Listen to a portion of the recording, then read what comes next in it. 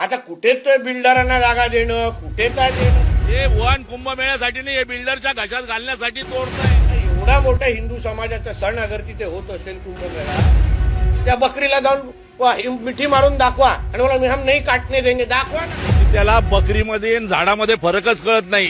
बाबा हे झाडं ऋषितुल्य आहेत, हे ऑक्सिजन देतात, हे जीवन बुलवतात, ही माणसं जगवतात. बकरीचा आणि याचा विषय हा एकत्र करू नको. आता कुठे तो बिल्डरांना जागा देणं, कुठे काय देणं.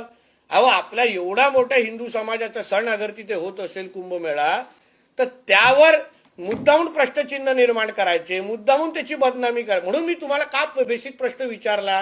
सर्व धर्म समभाव आहे ना, तुमची हिंमत आहे ना, बोलून दाखवा ना बकरी ईदच्या टायमाला. बोला चला, त्या बकरीला जाऊन मिठी मारून दाखवा आणि मला हम नाही काटणे देंगे दाखवा ना. तुझी लायकी नाहीये.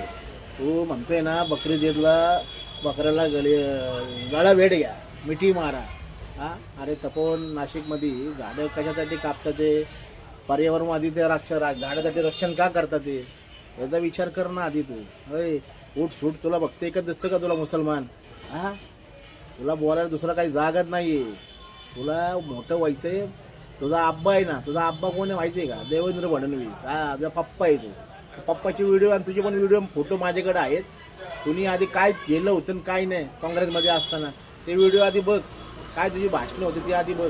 हा नितेश राणे हाईट कम फाईट जास्त बोलू नको मुसलमान समाजाबाबत. एवढं सांगू इच्छितो नितेश राणेला. जय जय.